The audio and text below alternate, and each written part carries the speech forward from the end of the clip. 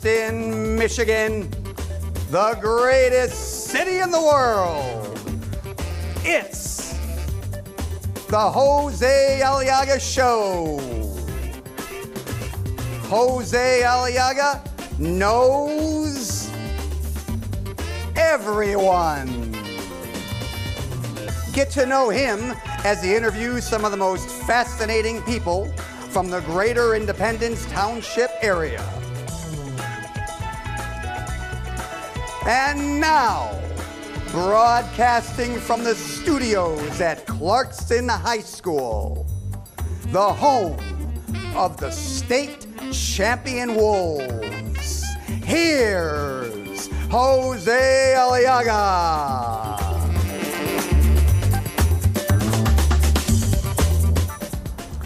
Welcome to the Jose Aliaga Show. This week, we find out that U.S. Senator Ted Cruz announced he's running for President of the United States. And he's a senator from Texas, and he's a Harvard graduate. And today we have a guest who is also a Harvard graduate. His name is Michael Yashinsky. He's also a Spanish teacher at Franco-Jewish Academy, and he's opera director. And today we're gonna know more about him. How you doing, Michael? I'm doing great. It's great to be here. Good. It's great to teach with you at the Franco-Jewish Academy. Right. Miguel, right? Michael. Sí, Miguel, en mi clase de español, profesor. So I was told that maybe this interview can be in Spanish. What do you think? We do it in Spanish or in English? Maybe a little of both, see? Well, okay. Sí. Well, bicultural. Bicultural. So you're a Harvard graduate, right? I am, yeah. I graduated in 2011 from Harvard with a bachelor's degree in modern European history and literature. Oh, good. It's really good. And you told me you also now do certain type of work for Harvard or something? Well, I do volunteer for Harvard, as a lot of alumni do, interviewing new applicants to the school. So just as we were interviewed a few years back, now we're interviewing the next bunch of people who want to attend Harvard College. So that's a real honor to do that, and I get to meet some very interesting and worthy young people. Good. All these people are local, Michigan people, Oakland County, or? Yeah, local people. That's they have alumni all over the country interviewing kids in their area so that they can cover more of the country and the world. Oh, good. And Michael, how many languages do you speak, by the way? I speak 5 or 6. Oh, what are? I speak, well, English, my native language, Spanish, which I teach along with you, and German, Hebrew, Yiddish, Italian. Oh, wow. Yeah. And you told me you're going to be going to Europe to take another language class or something? I am. This summer I'm going to Lithuania to study Yiddish. I spent last summer studying Yiddish at this place called the Yiddish Book Center in Amherst, Massachusetts. And this summer I'm going to go to Lithuania, which was once a sort of center. This Vilnius, the capital, which is in Yiddish is Vilna, was once a center of Jewish, Yiddish-speaking civilization in Europe before the war. Oh, okay, yeah. So you is a second language? For me, Yiddish? Yeah, for me, second language or fifth or fourth, I don't know what, but yeah. Oh. Yeah, I didn't speak it growing up. I've only started studying it the past few years. Oh, okay. Yeah. But it's similar to Hebrew, right? They share a lot of the same vocabulary, but structurally and grammatically, it's more similar to German, actually. It comes from sort of medieval German. Oh. And it was the language spoken by Jews living in Central and Eastern Europe and their ancestors all over the world. I learned Hebrew in school. That's the language of the modern state of Israel, and Jews used to use that for prayer and study, and they would speak Yiddish. Now it's sort of reversed, that people speak Hebrew and learn Hebrew, and that's their everyday language in Israel. And Yiddish has become a bit more remote, and it's not studied in a school like ours, Franco-Jewish Academy. But I'm very interested in it. Good, very impressive. Then you can actually already know 5 languages, almost 6, and you're gonna take another one. Yeah. Impressive. Yeah. Languages have always been something that has just really interested me and that I have some natural ability for, so I might as well exploit that and make it my business to study and be involved in languages. And my work with the opera, I'm also doing that. Right, I was going there. So you also work in opera. So tell me, what is opera? Opera is really theater. It's like going to a play, but it's all set to music. And you have singers singing the lines that in a play would just be spoken. So it's a pretty old art form, and yet a still very vibrant and popular art form. And it requires great artistry on the part of the singers and the people putting it on. It's a difficult and expensive art form. So what is the difference between opera and theater? Really, the difference is that everything is composed to music. So everything that the characters are feeling and saying to each other, they sing.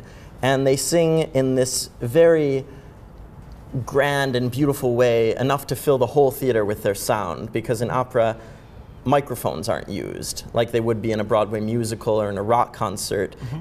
The singers are trained to sing in such a way that their voices naturally fill the space of the theater, and that's one of the things that makes it so exciting. Oh, and I can tell you like opera better. So why do you like opera? I love opera because it really makes you feel things, I suppose. It makes you feel things very deeply. You watch on stage these human dramas enacted and sort of brought to their maximum level of anger and passion and love. And watching them, it makes you kind of examine your own life in an interesting way and examine human relationships in your own world. So it's really our world multiplied 1,000 times and set to the most gorgeous music. So you really can't help but love it. If a lot of people are afraid of opera, but if they just go once and try it, then I think they'll fall in love, as I did when I was a junior in high school.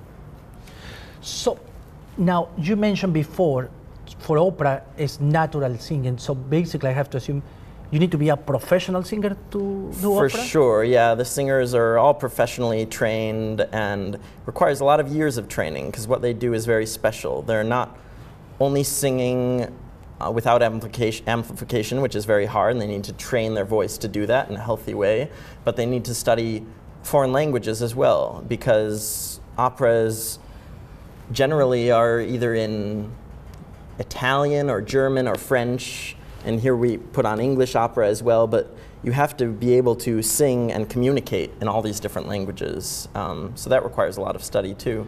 And that's one of the things that has made me excited to work in opera as a director and as a community engagement coordinator talking about opera. I see, I see.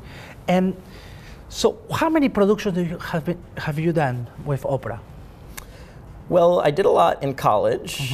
There were a few sort of student opera societies at Harvard where we just put on shows ourselves.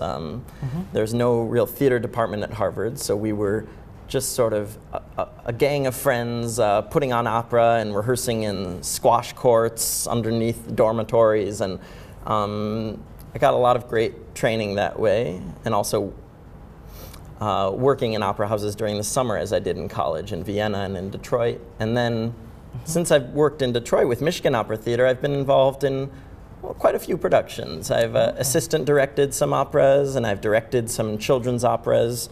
And other operas, I go about talking about them and planning little lectures and concerts and things like that. So, like for example, which production? Like for example, you say children's, like what production? Yeah, we did a couple years ago an opera called The Happy Prince, which is set, it's based upon an Oscar Wilde fairy tale called The Happy Prince, and it's sort of about this city that's undergoing some trouble, and maybe it wasn't at quite the level of glory that it used to be, but there's certain figures in the city who are wanting to make a difference and to help people. And so we actually made the decision to set it in modern-day Detroit. So all the costumes and sets reflected that, and it was quite interesting.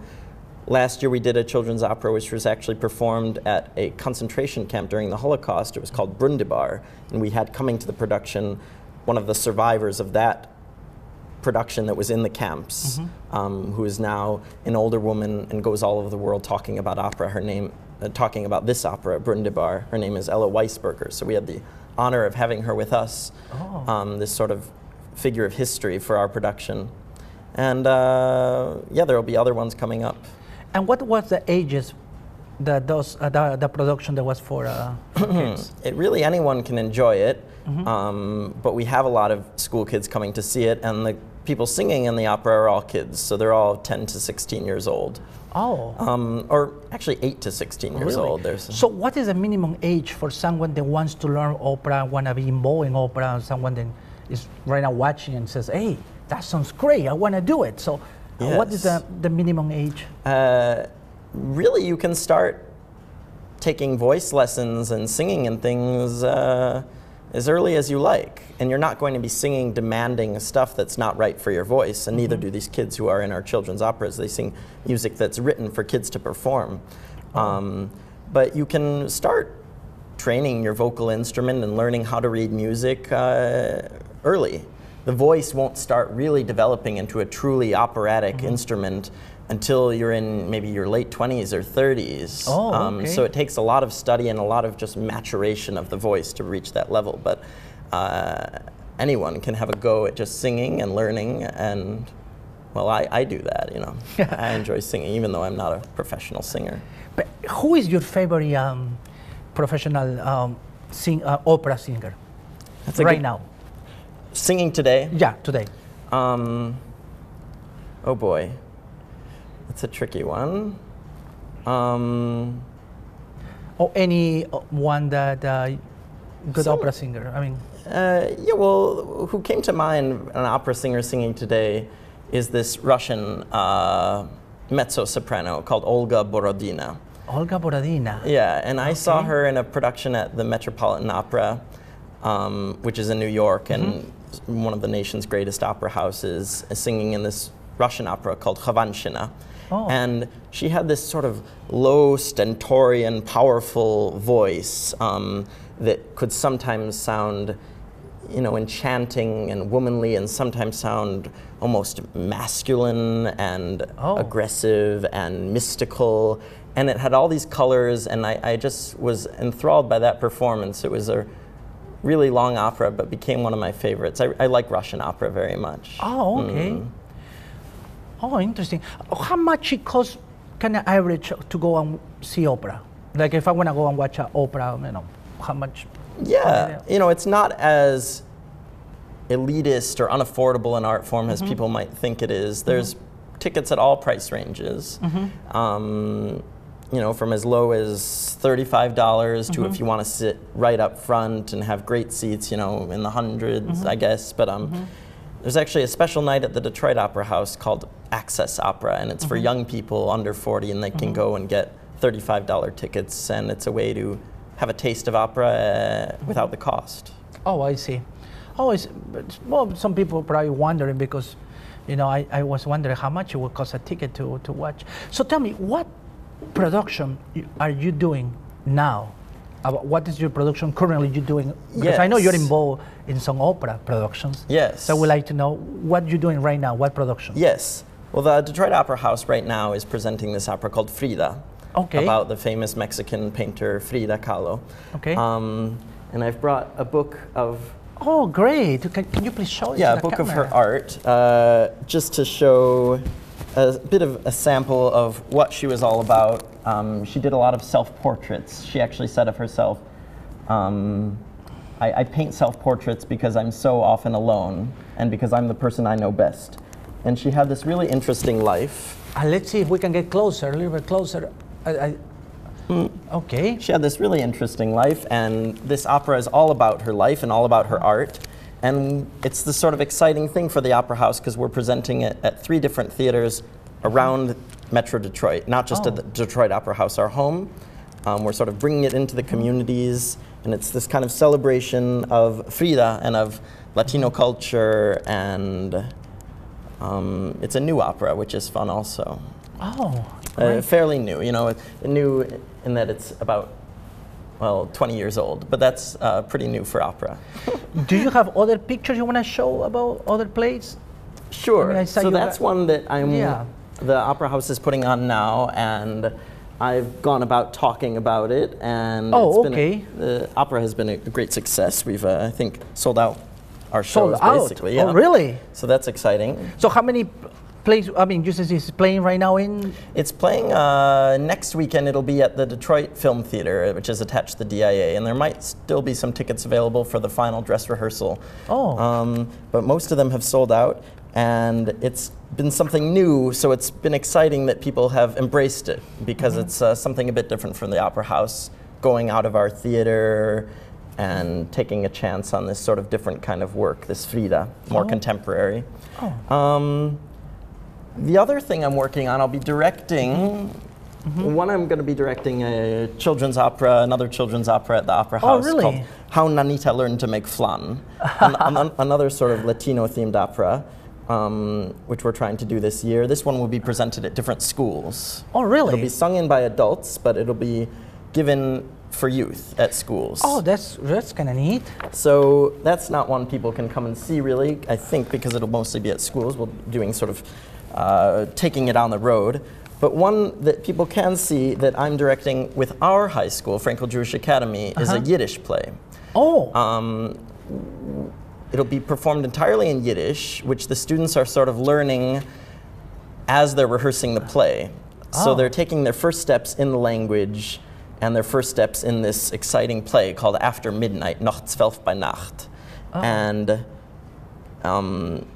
it's quite exciting. It's a new sort of venture for the school. We got a grant from a foundation in New York that supports programs that promote Yiddish among youth. And so we'll be doing this April 30th and May 3rd. And for this production, how many people you usually need for make this production? How many actors? There will be 9 actors in it. 9 actors? 9 actors, speaking in a foreign language. But the audience will be able to understand everything that they say, just like in opera, because above the stage we have a screen where the translations in English are projected. It's called super titles. Just like if you go to a foreign movie and you see subtitles below the screen with the translations, here they're super titles because they're above the stage. Right. So it'll be quite exciting. Tickets can be bought at aftermidnight.yapsody.com. Okay. And it's just a sort of fantastical drama in this beautiful, rich language of Yiddish. Okay, that sounds really good. I mean, as you say, a play where they have a different language with subtitles, that sounds really interesting. But with emotion that people can understand, that's familiar to them, you know? Yeah, that sounds... Yes. Wow. I just thought I'd show maybe a picture from Marc Chagall. Okay. Who is a famous Eastern European Jewish painter. Oh, really? And we'll be designing sets for the show sort of inspired by his art, because he paints things in this sort of lovely, colorful kind of... if you can put it more in the middle, let's see. You see the picture? It's sort of almost impressionistic and kind of drawing on folk motifs and folk art sometimes. And so you'll see some of his sort of palette in the sets for the show and in the poster, which is exciting. That's really good. A way to sort of root it in the Eastern European tradition from which the play comes. Yeah. Good. So, I want to ask you this. So, how hard, I mean, what is more difficult to make a movie, because movies kind of is a play. I mean, a movie, I mean, you need actors there. What is more difficult to make, a movie or opera? I'd say, in terms of the actors part, it may be harder in opera in terms of the performers, because, as I said, they have to often be performing in a language they don't know. Okay. And everything has to be live and in the moment. That's true. Something that separates, you know, opera or theater from a recorded art form like a movie or a song, you know, that you might hear on the radio.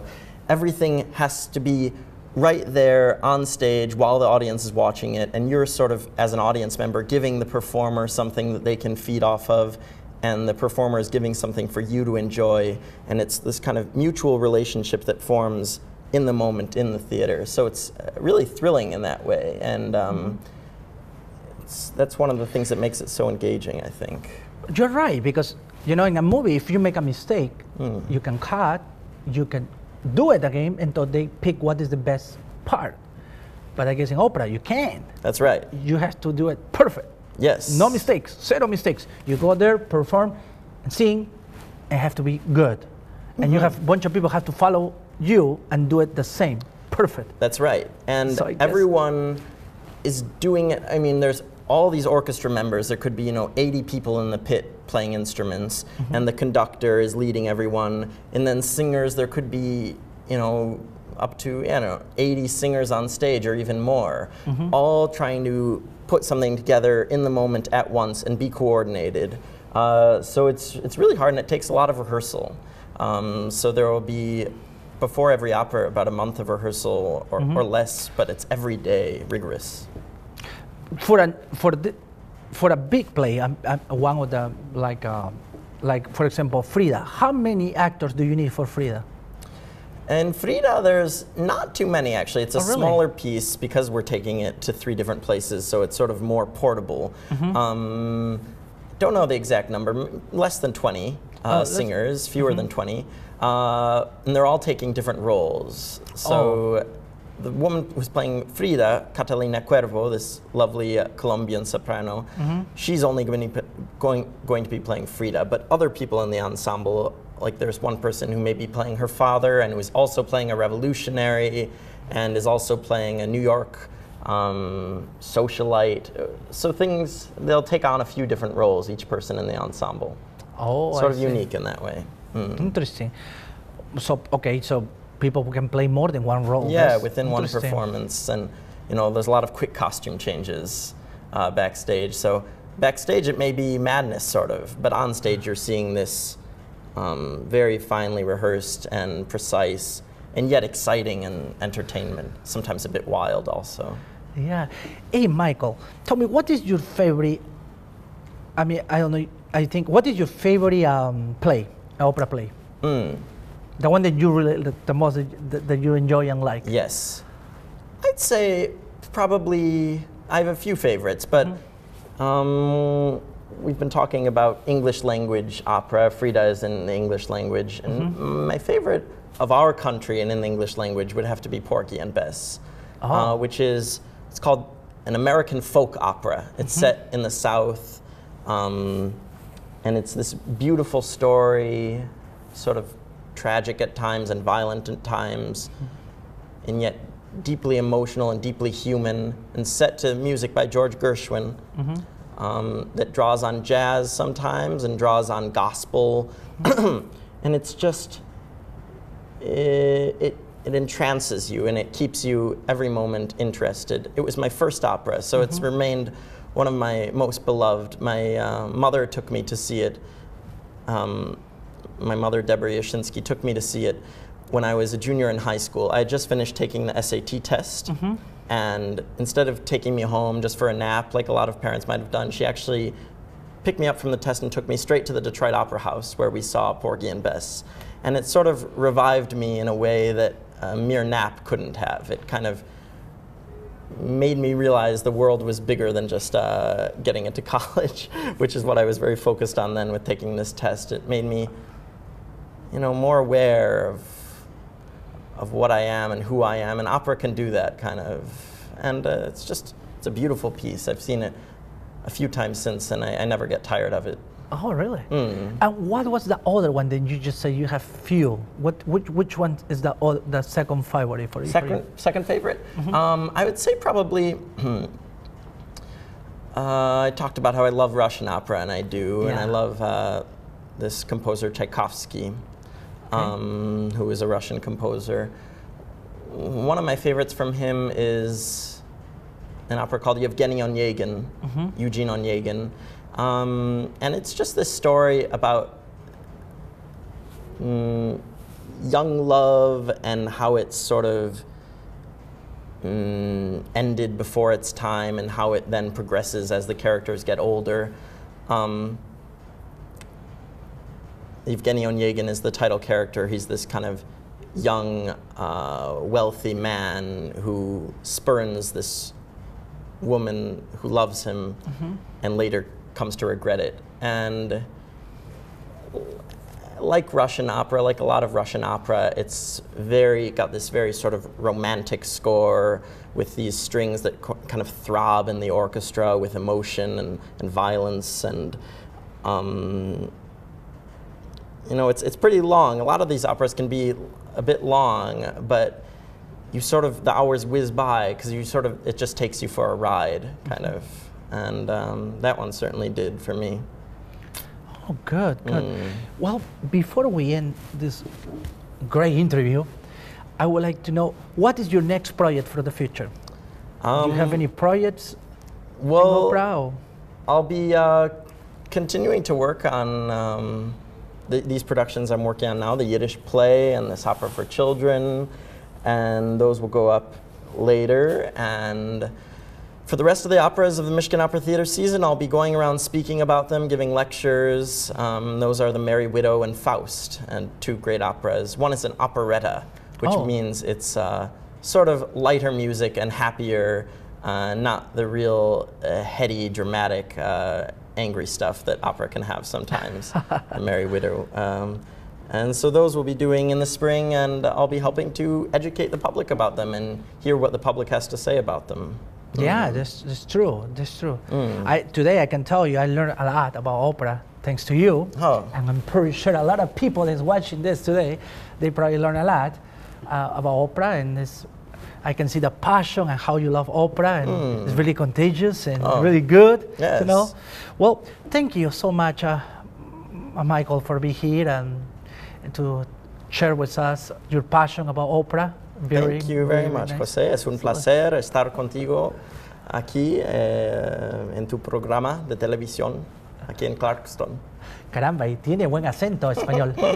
Bueno, thank you so much. Muchas gracias. Sí, de nada. Muchas gracias a ti. De nada. Well, that's all for today. And please, if you want to be a guest or you want to share something in the José Aliaga Show, look at us on Facebook, José Aliaga Show, or our phone number is 248-736-7163, and you can call us and let us know. I'm happy to have you here, and that's all for today. Thank you so much, and God bless you. Thanks. Gracias.